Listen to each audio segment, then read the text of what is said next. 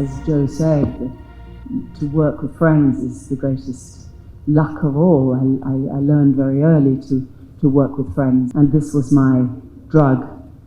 And it continues to be my drug, to work with friends with whom I have a sympathy and a conversation that makes me curious.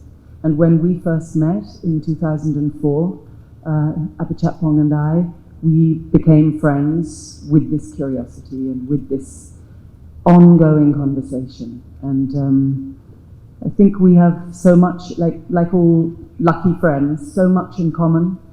We share a bond of a love of what I call big cinema, and more than that, a love of a kind of search for a kind of being, which keeps us very close. And I feel confident that this ongoing conversation will nourish us. So to have talked about making a film together for something like 17 years, and then to make it and to be able to present it, and for it to feel as close to what we first set out to explore, is a huge, huge blessing. And if our future can nourish us in the same way, then I'm not going anywhere. A rumble from the core of the earth. I'm not very versed in talking about acting. I think you may have heard me say before, I don't identify as an actor, and I'm not really interested in acting. But as performance, it's a very, very low heat, this. This is something that I'm very particularly interested in, this sense of being rather than presenting.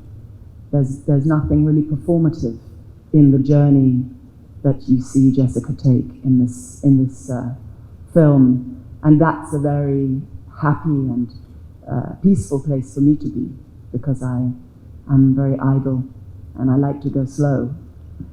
So I would say the interesting challenge was to work in Spanish, which I don't speak.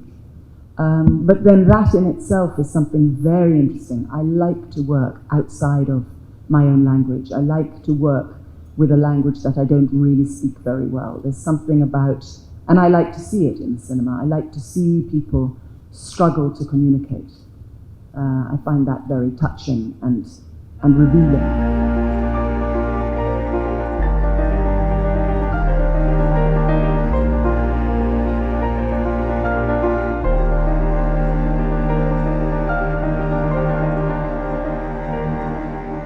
I've never felt more enthusiastic about big cinema. I think that one of the things that we all noticed during the days of the pandemic was how everybody, not just people who are really invested in cinema because we work in it, or we are cine nerds who love it, but pretty much everybody, even if they were used to going to big cinema once a year, the things that we all missed during the pandemic were our friends and family, live music, and the cinema.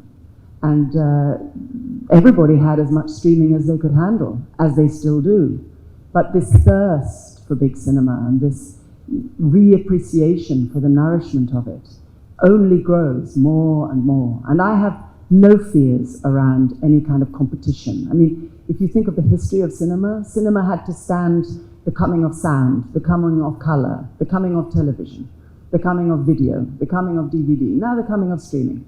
Cinema is so robust and so healthy, and she's a big goddess and she can take all these challenges. We will never not want to be in a beautiful space like this with a massive screen and a great sound system and all sit together in the dark. That's never going away.